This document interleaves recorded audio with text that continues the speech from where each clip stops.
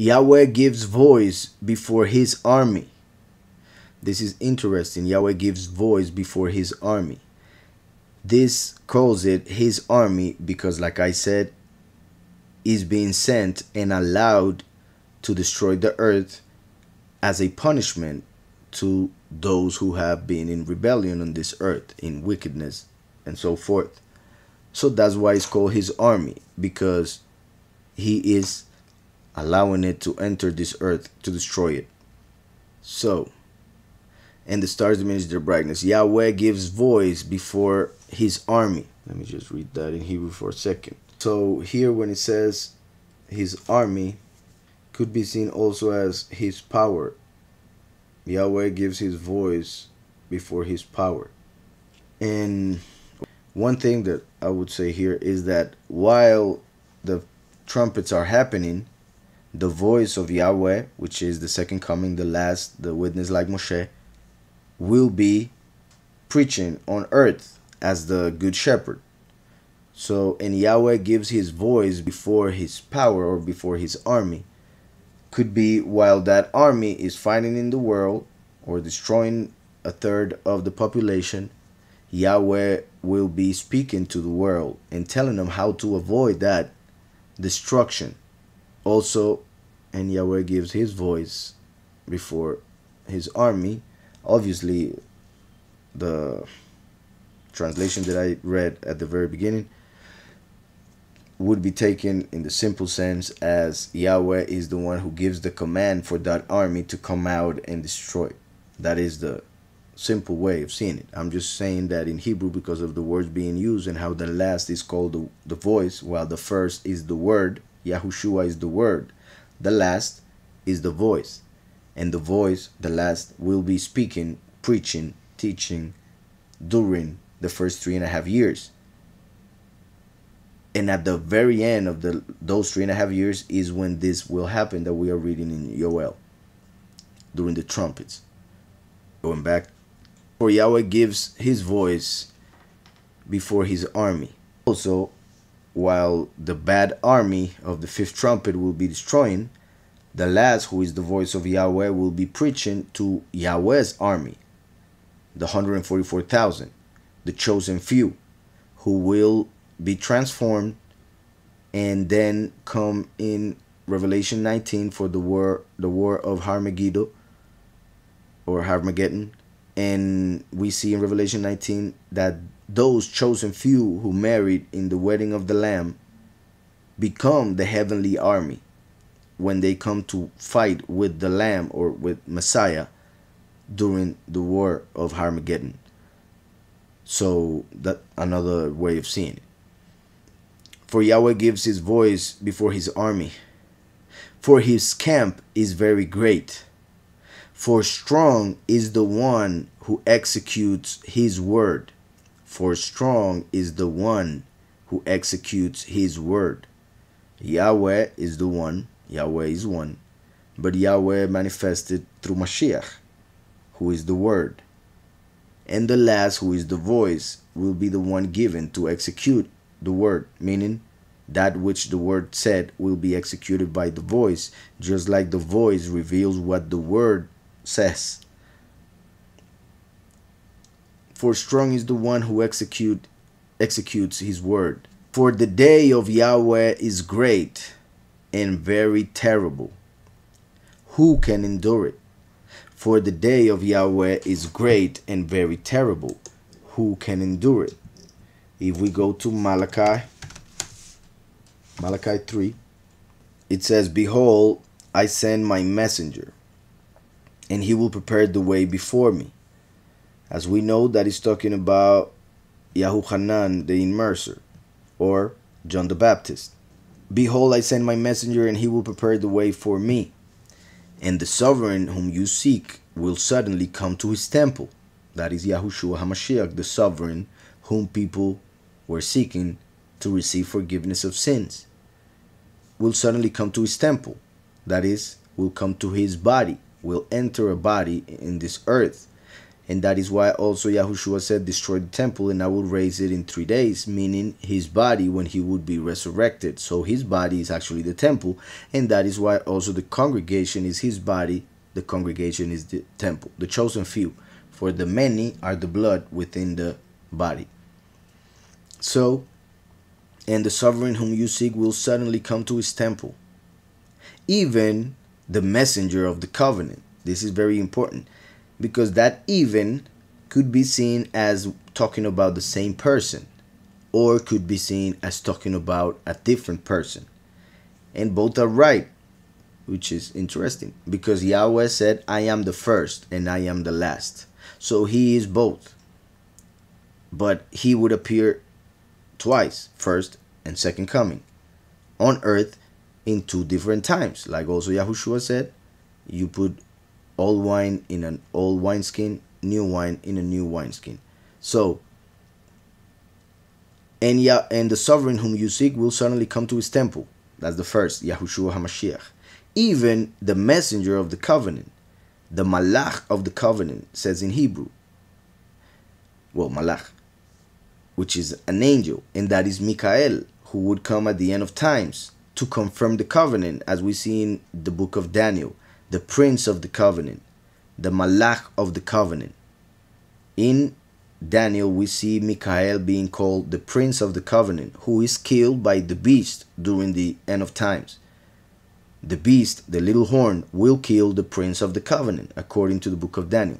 The book of Daniel says that the prince of the covenant is the prince of princes, is the malach, the prince who is in charge of the chosen few. And the way it says in Daniel 12, when it speaks of how the malach will come at the end of times, it says, at that time Mikael shall stand up. So at the end times, Mikael shall stand up. And that doesn't only mean, like some take it, he will stand up in heaven to give testimony or to judge. But this term that is being used here is also used in other parts of scripture to mean when somebody is born on this earth. So at that time Mikael shall stand up. So at the end times, Mikael, the malach, the great prince, the prince of the covenant, the malach of the covenant, as we just saw in Malachi, will be born as a human. The great prince, Daniel 12:1. At the time Mikael shall stand up, the great prince who stands watch over the sons of your people. So the last is Mikael, who comes to gather the chosen few, the sons of your people. And he is the one killed by the beast as one of the 2 witnesses when they are killed. Through their dying, they will be confirming the covenant. They will actually confirm it by simply appearing and testifying of Yahushua. That will be the confirmation, because Yahushua made the covenant. The last confirms it. So he will confirm it by simply preaching the same doctrine, appearing on earth, but his death will seal it. So, going back to Malachi, it says, even the messenger of the covenant, even the malach of the covenant, in whom you delight. So the first you seek, the second is in whom you delight, because the first brings the salvation which we seek, and the last brings the delight of everything that Yahweh will give as a reward for those who have been seeking salvation through Messiah Yahushua. Even the messenger of the covenant in whom you delight, behold, he is coming, says Yahweh of hosts. But who can endure the day of his coming? This is very important, huge. And hopefully those who are listening and who were a little bit in doubt about what I just said regarding the interpretation of the first verse, of how he was talking about the first and second coming, because of Christianity that teaches that only means the coming of John the Baptist and Messiah Yahushua, even though they don't call him like that. But if it were only talking about John the Baptist and Yahushua HaMashiach, then it would have said something different in verse 2. Yet because of what we just read, we see that it is talking about the end times. But Yahushua came 2,000 years ago. So why would Yahweh say that who can endure the day of his coming? When Yahushua came, nothing like what we see in the book of Revelation happened. When Yahushua came, he brought only good things. There were no plagues attached to him, or to his teaching, or to the time in which he was preaching. So this verse 2 refers to the end times. As a matter of fact, let's go back to Yoel. It says, "For the day of Yahweh is great and very terrible. Who can endure it?" Who can endure the day of Yahweh? For it is great and very terrible. We are reading in Malachi when it talks about the coming of the last, the Malach of the covenant. "Even the messenger of the covenant in whom you delight, behold, he is coming, says Yahweh of hosts. But who can endure the day of his coming? And who can stand when he appears? For he is like a refiner's fire. Yahushua HaMashiach, the sovereign whom you seek, who came to his temple, he is the water of life." So why would it speak about the fire? Because it is talking about the Malach of the covenant, the second coming at the end of times, when he comes as the consuming fire. So, but who can endure the day of his coming? He comes by the time when the day of Yahweh is beginning. And who can endure the day of Yahweh? Only those who are tried, tested through the fire, and come out as gold. So who can endure the day of his coming, and who can stand when he appears? So he must appear, not like people think. He will just go by. He will pass by and take everybody out of this reality during the rapture, as they call it. But who can endure the day of his coming, and who can stand when he appears? Who can stand when he appears?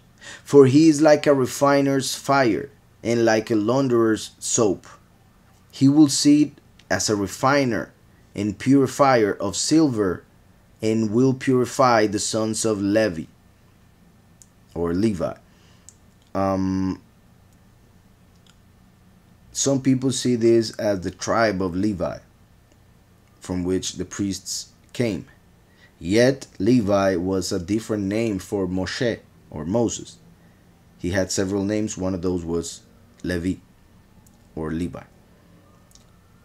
The last, the Malach of the covenant, comes as the witness like Moshe, so the witness like Levi, and the chosen few will be his children, whom he will purify through his teaching.